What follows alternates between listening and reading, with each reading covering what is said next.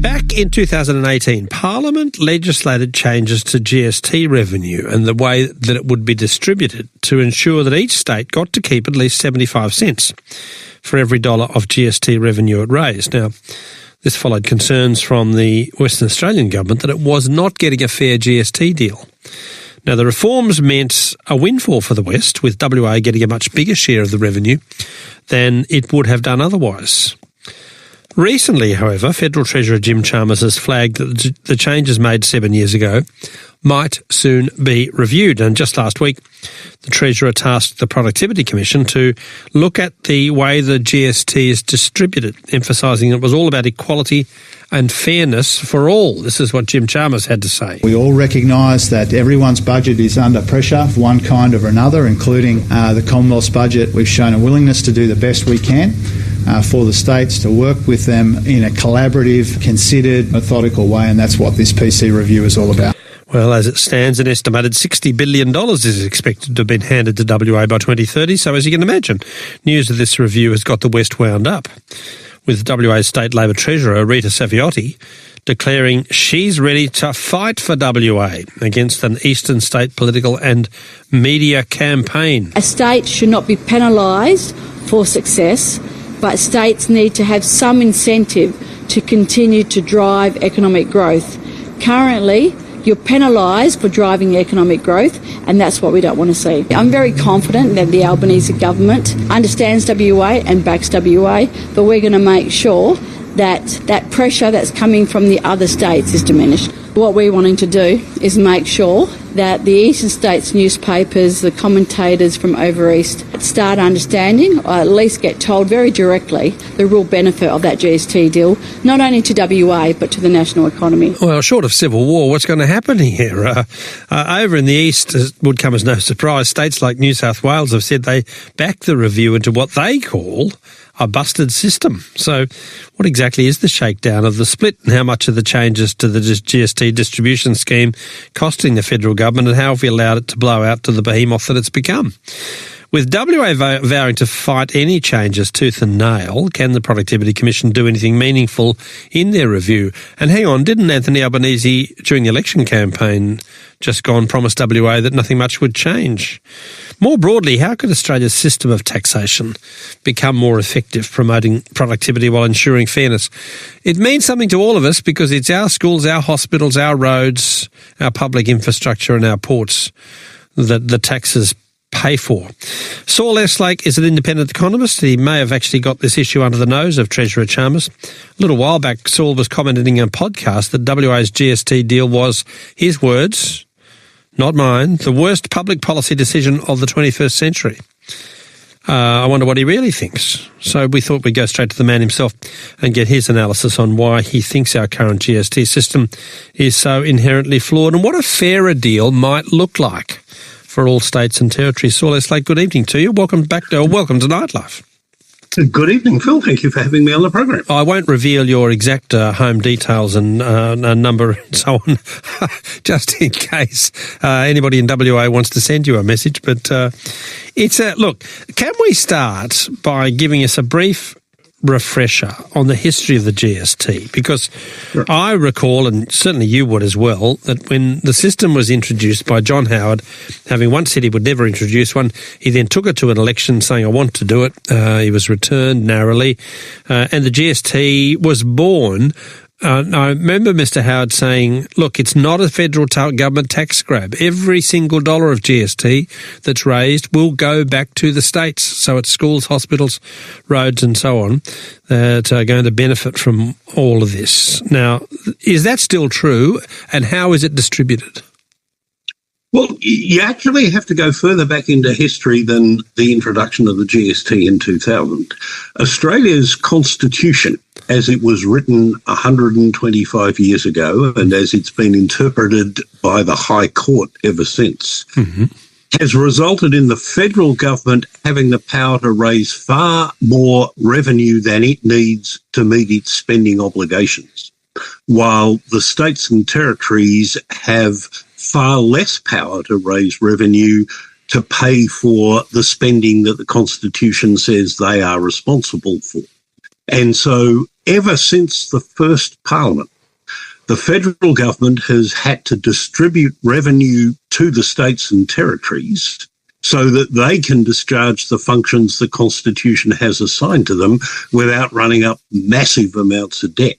And particularly since the 1940s, when John Curtin, as Prime Minister, took over a monopoly of personal and company income tax, supposedly as a temporary wartime measure, but it's stuck that way ever since. The federal government has given money to the states and territories to spend as they see fit.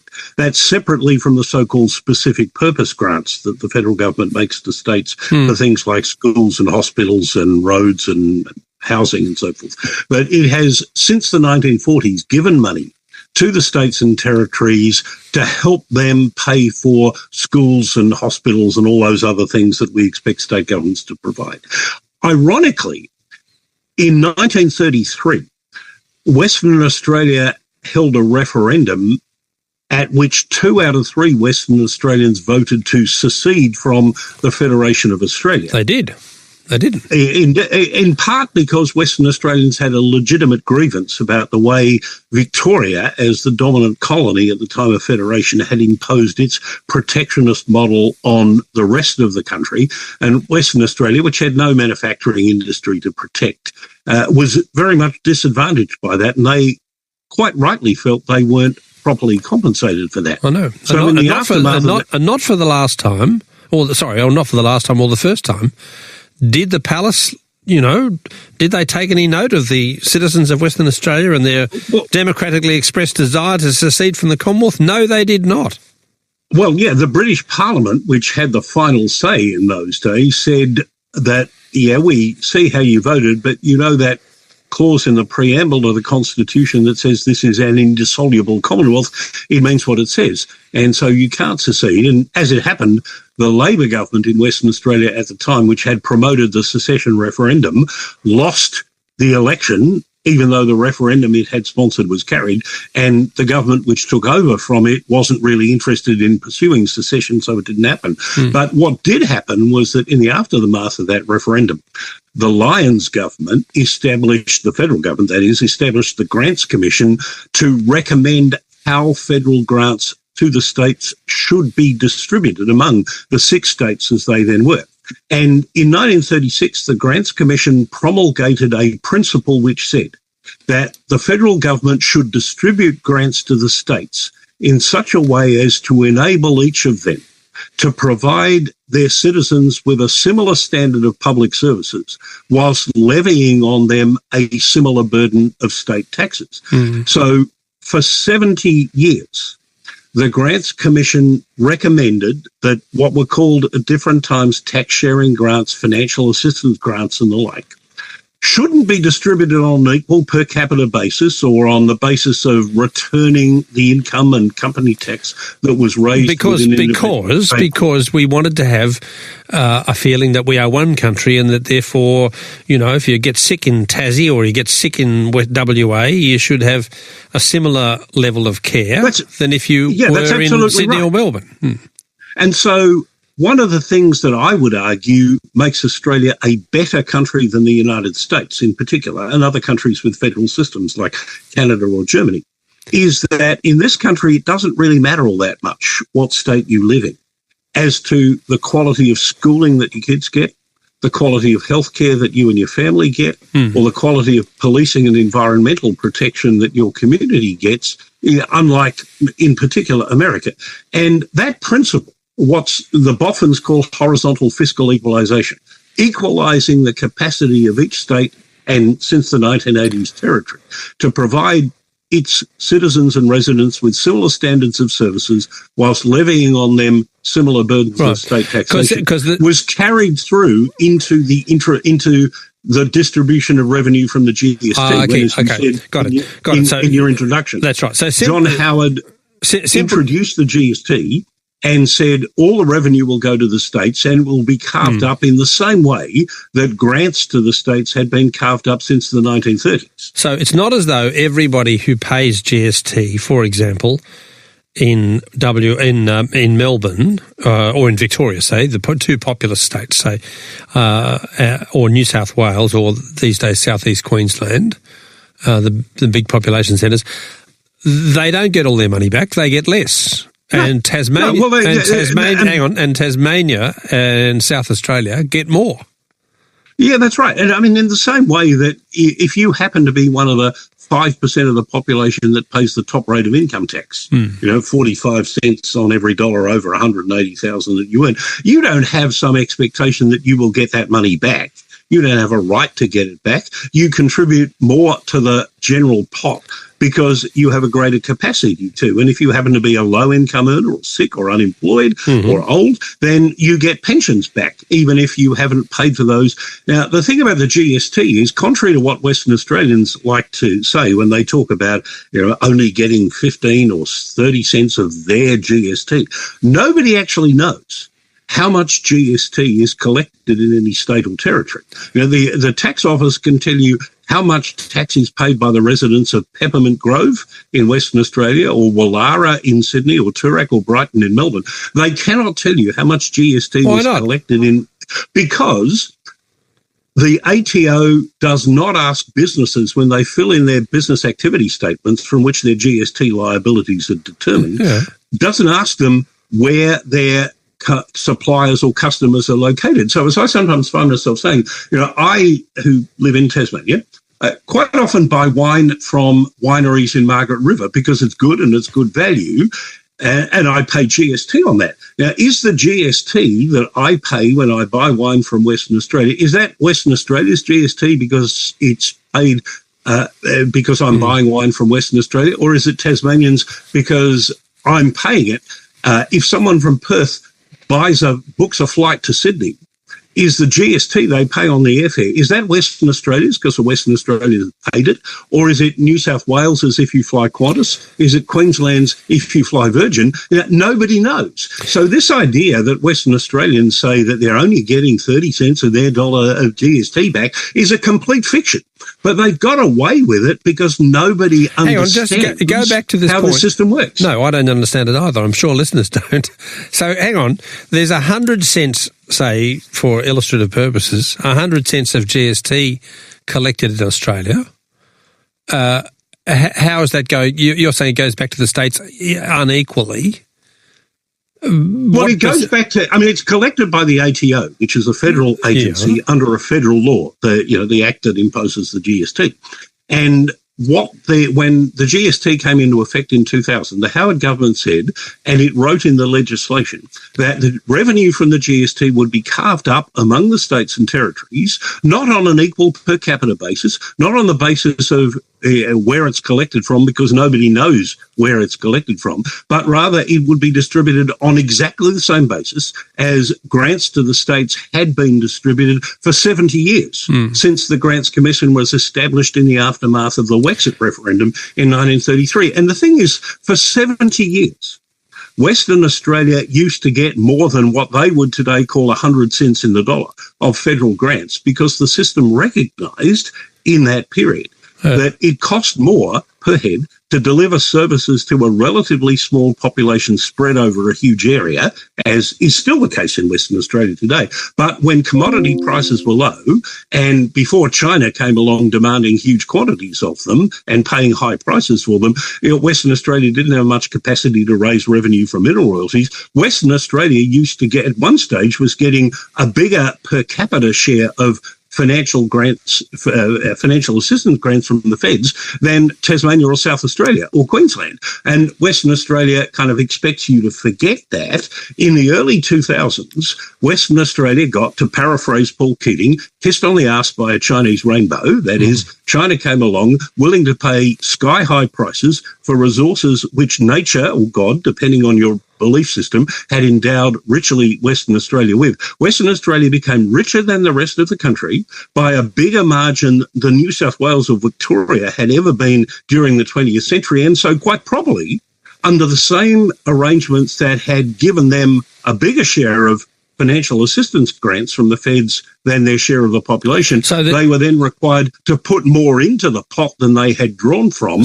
All of a sudden, they threw their toys out of the cot, complained that this was unfair, and after the 2016 election, when the Turnbull government won it by one seat because they won 12 seats out of 15 in Western Australia, and then the 2019 election, which the Morrison government won by 2 seats because they held 12 seats out of 15 in WA. WA effectively had the nation by the short and curlies, squeezed as hard as they could, and got a system that had been in existence for 80 years just summarising converted to give them more money. So summarising here, WA used to get help from tax revenue because it was a small state with a small number of people and needed help.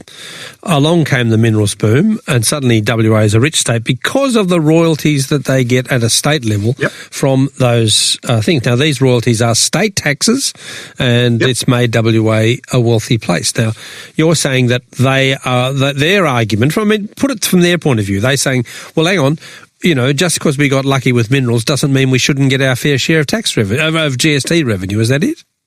Well, yeah, but be devil's advocate and argue from their point of view. That's the argument that Western Australians say, but it would be it's the same argument as if Gina Rinehart and Twiggy Forrest and Kerry Packer, if he was still alive, were to say, I pay lots of income tax. I pay X times more income tax than the average Joe. I should get it back. And nobody seriously believes that.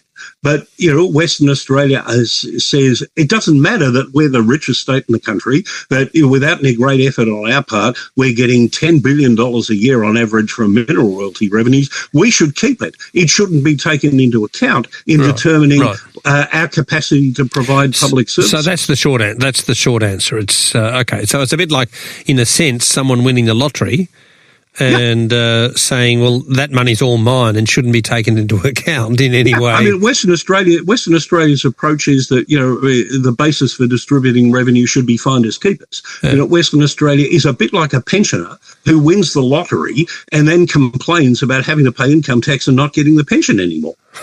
Nick in WA has texted in saying, Phil, if you want to take Saul on, by the way, you can. 1300 800 222. 1300 800 222. There are lines free. Nick in WA's Saul has texted in saying, it seems like WA is going to have to pay for some really stupid decisions by eastern states' governments, like toll roads and pokies and privatisation of energy resources. WA sensibly has none of these and have maximised the return on what we have. Saul is a lovely Tasmanian. He's hell-bent on getting as much as he can for a state that produces very little. Even tourism gets squashed by bureaucracy in Tassie. Perfect one day, do nothing the next, and the next and the next. Them's fighting words. Fighting words. I've got a drawer full of emails and comments from Western Australians over the last 2 or 3 years. I know what they think. The point I would make here is I'm not saying what I'm saying because I'm a Tasmanian. Tasmania and the other eastern states are not carrying the cost of the extra revenue that Western Australia has extorted from the federal government by changing the GST distribution system. The eastern states are all protected by what's called the no worse off guarantee that Morrison legislated. That's right. And the cost of this is being borne by the federal government. Right? Now, this deal, when it was first promulgated by Morrison in 2018 with the support of the then Labor opposition, was supposed to cost $9 billion over 8 years. It's been extended by the Albanese government to 2029-30, and the most recent estimates are that it will cost $60 billion over 11 years. That's the biggest blowout in the cost of any single expenditure decision ever, with the exception perhaps of the National Disability Insurance Scheme. It is about the biggest single spending program in the federal budget, the distribution of revenue from the GST to the states. It costs more than the age pension. It costs more than the NDIS. It costs more than the money the feds give the states for public hospitals and the like. Yeah. And hardly anybody understands how it's happened, which is why Western Australia gets away with what it's managed to achieve. Western Australia has run budget surpluses over the last 6 years totaling $19.5 billion. And it's been able to do that because it's got $23.8 billion more out of the GST than it should have been getting, than it would have been getting had these changes not been made in 2018. It's been at the expense of the federal budget. If this deal were reversed, as I argue it should be, it wouldn't mean any more money for Tasmania or New South Wales or Queensland. Why not? Why not? It would. It would, wouldn't it? No, it wouldn't, because the money has come from the federal government. The federal government has tipped in, or will tip in over 11 years, $60 billion. Yeah, but I know. But if we change the formula, then the other states will get more. No, that's why they're cheering it on. No, they won't, because the legislation. Where's the money? Well, hang on. Where's the money go then? Well, the money is coming out of the federal budget. Yeah. Right? It's not coming from the eastern states are not getting less GST so that WA can get more. Rather, the federal government is actually having to add to the pool of GST, right, from its other revenues, from income tax, from personal tax. Yeah, but the only reason that Daniel Murphy for the New South Wales Treasurer is getting so agitated about all this is because he thinks he'll get more cash. I mean, otherwise he couldn't care less. Well, no, what Mookie is arguing, what the New South Wales Treasurer is arguing for, as New South Wales Treasurers have done since the 1930s, is that instead of being distributed in such a way as to enable every state to provide similar services whilst levying similar taxes, he says it should be distributed on an equal per capita basis. And that's what Western Australia is now. Western Australia never said that in the 20th century, but they've been saying it since they have had to put into the... Are Western Australian schools and hospitals better than schools and hospitals in every other state? Based on the fact that they've got all this cash? That's difficult to determine. I mean, one indication you could give is Western Australia can build freeways without having to charge tolls on them, as almost every eastern state is having to do. Western Australia, as I said, has run budget surpluses totalling almost $20 billion over the last 6 years, while the other eastern states and territories have run deficits in excess of $200 billion over the same period. Now, some of that reflects bad decisions that those other states, particularly Victoria and the Northern Territory, has made, and Tasmania for that matter. I'm not defending them, but the point I'm making is that the money that Western Australia has extorted from the rest of the country hasn't been at the expense of the eastern states, Tasmania, Victoria, South Australia and so on. It's come out of the federal government, which has had to divert money from its taxes, personal and company income tax, customs and excise revenue. It has had to add $60 billion over 11 years to 2029-30 to the pool of GST. It's had to top up the pool so that Western Australia can get what it's demanded, no less than 75% of a notional equal per capita share, without making the eastern states and territories, who have far more voters in them than Western Australia does, worse off. Peter in Asquith in New South Wales says, why not distribute back to the states what they collect? In terms of because GST. Nobody knows what they collect. I know you say that, but they'd be able to make a very, very good estimate of it, surely. Well, not necessarily. Let me explain this to you. You know that businesses collect GST from their customers, by putting their prices up. But they don't know where those customers are. Yeah, and they get a refund for the GST they paid on their inputs, right? Now, think about, mining companies represent about 30% of Western Australia's gross product. Most of their sales are exports. They don't sell iron ore to people in New South Wales and Queensland. They sell iron ore to in particular, the Chinese and to some extent the Japanese and Koreans. Exports are exempt from GST. So WA mining companies pay GST on all their inputs, but they don't collect GST on their sales because they're mostly exports, so they get huge refunds of the GST they paid.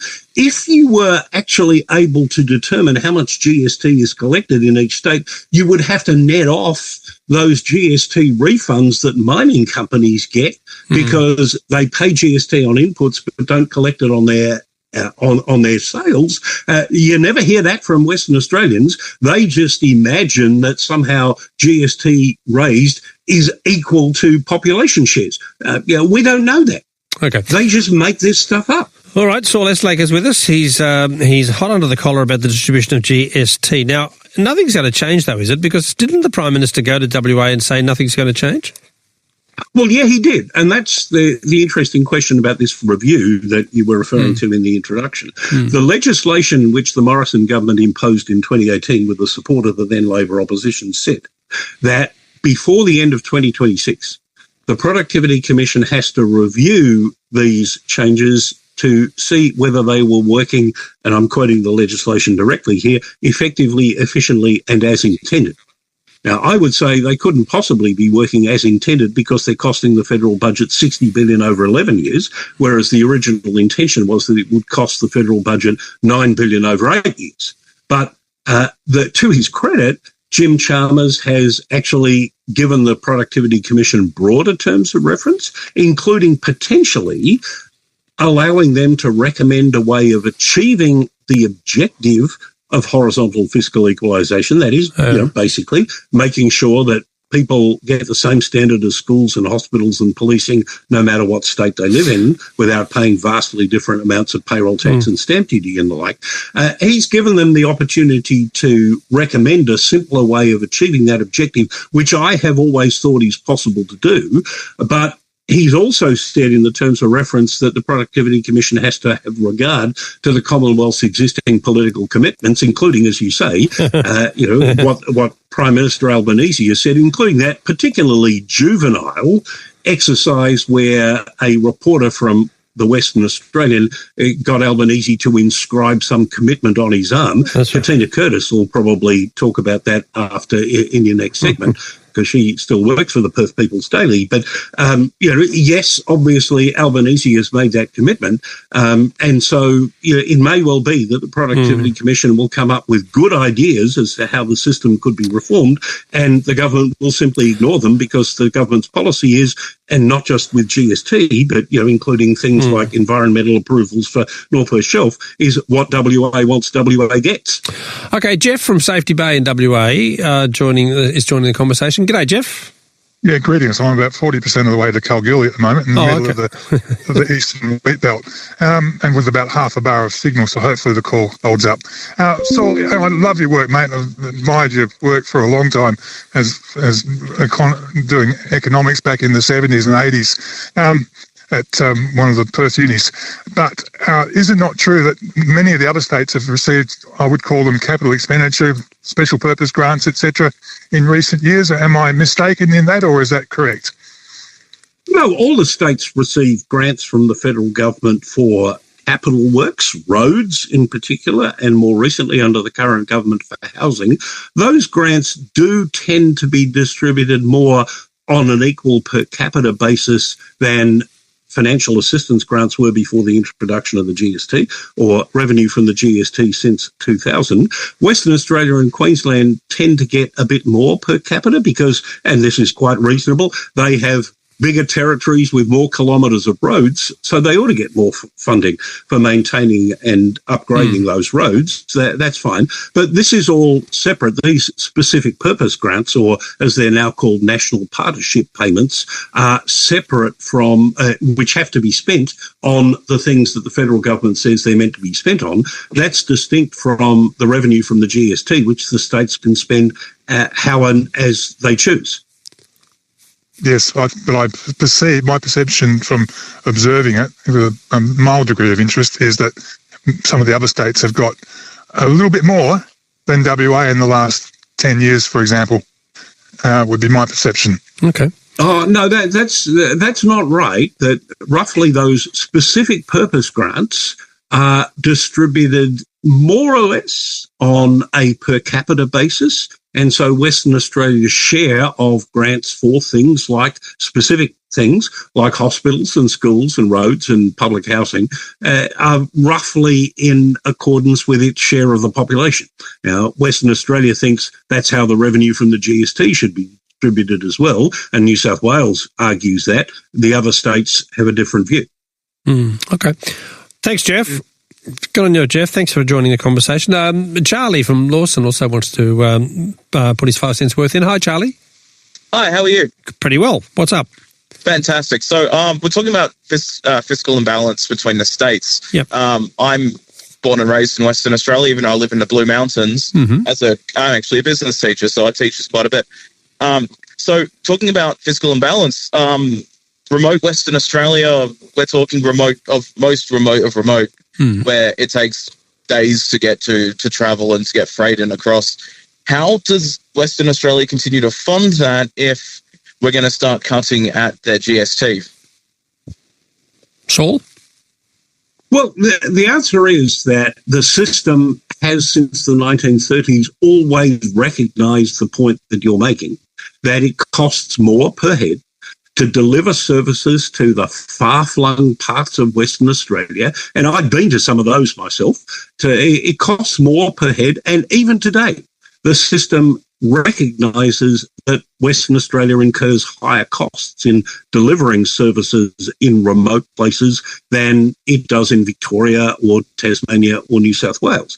But what the system also recognises is that Western Australia's capacity to raise revenue from mineral royalties exceeds that per head of population by every other state by an enormous margin, which it didn't for most of the 20th century. And so that is the judgment the system makes, and I think correctly, is that when you take account of Western Australia's unparalleled capacity to raise revenue from mineral royalties, it doesn't need as much revenue from the GST in order to be able to provide similar standards of services whilst imposing similar levels of payroll and tax and stamp duty and so forth. And so that money goes elsewhere. Yeah, that's essentially the argument. Thanks, Charlie. Craig from Exmouth. G'day, Craig. G'day, how are you? Not bad. Yeah, I just would like to make a comment on the word extortion. Mm-hmm. I think it's a fairly strong word to use. Putting all West Australians in that bucket doesn't seem to be fair. We seem to have had a foundation of right from the start. It was wool. We were lucky to have a bit of a bit of gold around the place. I worked for over 35 years construction works in the Pilbara. Wasn't easy. Fairly hard conditions, and I sort of think the whole argument about extortion is just a bit over the top. Okay. Saul, do you want to withdraw? Well, no, I don't want to withdraw because, well, let me be clear. I'm not accusing ordinary Western Australians. No. People like your listener of extorting money out of the federal government. It's the state government that's done that. And I don't blame the Western Australian government for trying to screw as much money out of the federal government as it possibly can. That's a KPI, a key performance indicator for all state governments. They're all motivated to screw as much money as they possibly can out of the federal government.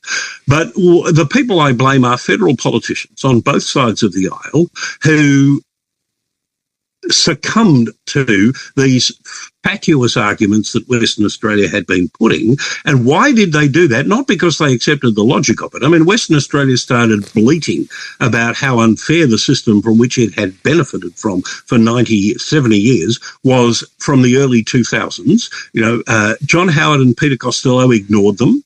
Wayne Swan and Julia Gillard and Kevin Rudd ignored them. Tony Abbott and Joe Hockey ignored them. They didn't change the system. Western Australia only succeeded in getting the system changed after the 2016 election, which Malcolm Turnbull won by 1 seat because he won 12 out of 15 in Western Australia.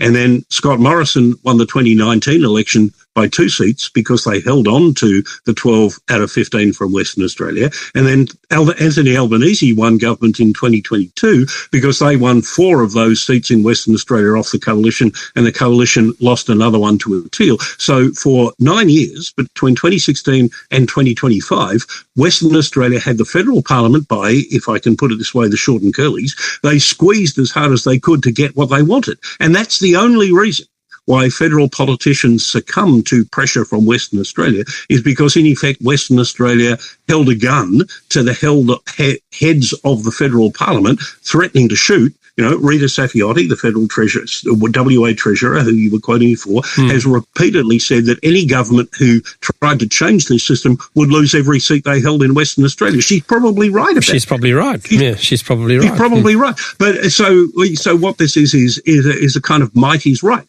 Now, as I say, ordinary Western Australians, like your callers, they're not the ones holding a gun to the federal government. the heads of the federal parliament. And as I say, I don't blame Western Australia for wanting to get as much money as it possibly can out of the feds. I blame federal politicians for putting the basest of political motives, winning WA seats in the House of Reps, above the national interest. And the national interest ought to be in something that, as I said before, has made Australia a better country than the United States. That is, we are a country in which it doesn't matter which state you live in as to the quality of schooling your kids get, the quality of healthcare your family gets, or the quality of policing and environmental protection your community gets. That principle that has made Australia a better country than the US has been undermined by what I've called the worst policy decision of the 21st century. And if it's maintained, we will end up with a situation where Western Australians have better public services and lower taxes than people who live in the eastern states, not because Western Australians work harder, but because they got lucky. Okay, Saul Eslake is with us, an economist, and he's expounding on his view about what he sees as the inequity and unfairness of the current GST carve-up. Now, given the current government's political commitments to Western Australia, we shall see. Watch this space if anything changes here. Can we move the discussion on a bit, Saul, to discussions of other tax policy changes? Now, if there's one thing the country is crying out for, and we've discussed it a lot here on the program over the years, it is reform of the tax system. Now, a lot of people think that income tax is increasingly outliving its usefulness as a revenue collection system. Others have argued for increases in the GST. Others are arguing for taxation of superannuation incomes. Others have said, why don't we get rid of capital gains tax concessions and negative gearing tax concessions? Now, pretty much all of those have been ruled out by successive governments, which has left us kind of frozen. No government wants to do anything in terms of tax policy other than offer a tax cut. But this is not leading the country anywhere, is it? What do you think is achievable in the current climate in terms of tax reform? Well, sadly, Phil, the answer to that is not very much in the life of the current parliament. And that's because I think political history tells us that you can't really do tax reform unless you have a mandate from the people to do it, particularly if the tax reform you might be contemplating will make some people worse off. And that's an important point, because when John Howard argued the case for introducing a GST at the 1998 election, and then having won that election narrowly, then implemented it before the 2001 election, he was able to say legitimately and credibly that the tax reforms he were implementing would result in every Australian being better off. Because when he did it, he had a big surplus that he could draw down on to make sure that everyone was better off. So, yes, people had to pay 10% more for most of the things they bought, but they were more than compensated for that by either increases in pensions and benefits or reductions in personal income tax and the abolition of some nuisance state taxes like the taxes that used to be levied on financial transactions and bank deposits and some stamp duties. But as I say, Howard could do that because he had a big surplus to draw down. That's not the situation we're in today. Yes, we had a couple of surpluses, but as the Treasurer announced earlier this week, we had a deficit of almost $10 billion in 2024-25, and the latest forecasts are that there are going to be deficits for the next 10 years. And that's because government spending is now set to be, over the next 10 years, about 2 percentage points higher as a proportion of our national income than the average between the mid-1970s and the onset of COVID. And behind that is because the public clearly wants more spending on health care, aged care, disability care and childcare. Second, because whether the public wants it or not, there's an agreement across the political divide that there's going to be more spending on defence. And because of all the debt that's been run up since the global financial crisis, we're having to spend a lot more on interest. And it's not easy to think of ways of cutting spending in other areas in order to offset that, although I would say you could save $60 billion over 11 years by not giving so much to Western Australia. But putting that to one side, tax reform would almost certainly have to entail raising more revenue than we're currently doing, and that means making some people worse off. Now, politically, you can't do that unless you have said to the people before an election, this is what we're going to do. And Anthony Albanese has been very clear that they, despite their huge majority, are not going to do anything that they hadn't said before the election that they would do with regard to tax. And they didn't say much about that. All they really said was, we're going to impose higher taxes on people with superannuation balances of more than 3 million, and we're going to cut the bottom rate of income tax by a percentage point in July 2026. What do you think about the future of income tax? I mean, a lot of people think its usefulness as going forward is going to be limited. Well, wealthy people don't pay it, and and that's the problem. I mean, the problem with our income tax. No one seems to have figured out a way to make them pay it. So therefore, everyone thinks you'd be better off with turnover taxes. Yeah, I think there are ways of doing that. I mean, I'm a supporter of raising the rate of the GST. Where do you think it should go? Oh, 15 probably. Yeah, 15%. And the base of it should be broadened, but that's not going to happen under current arrangements where the federal government would cop the political odium of raising the GST, bear the financial burden of compensating pensioners and other low-income earners for the impact of it on them, and the states then get to spend the revenue. That's not going to happen. So if the GST is going to be raised so that we can reduce income tax, for example, someone has got to break the nexus between revenue from the GST and payments to the states and territories. That can be done, but it's a step that has to be done before we can seriously contemplate raising the GST as part of a broader system of tax reform. The other thing that I think could be done, and this goes to your question about wealthy people, older people who get their income not from wages and salaries, as most younger and lower income people do, but get it from investment income or through partnerships and trusts or through payments out of superannuation funds, is to do what they do in the Nordic countries and in the Netherlands and in Austria, is that you have a separate system for taxing non-wage and salary income, where you have a flat rate of, say, 20 or 25% with no tax-free threshold,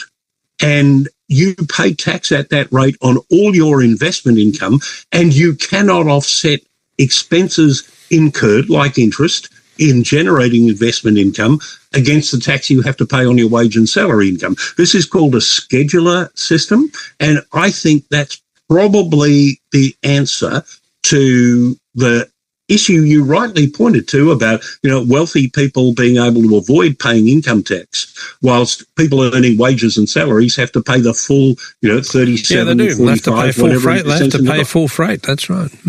That's right. And then there are things you can do at the margin, like, for example, the petroleum resource rent tax that is meant to ensure. Yeah, but doesn't raise anything.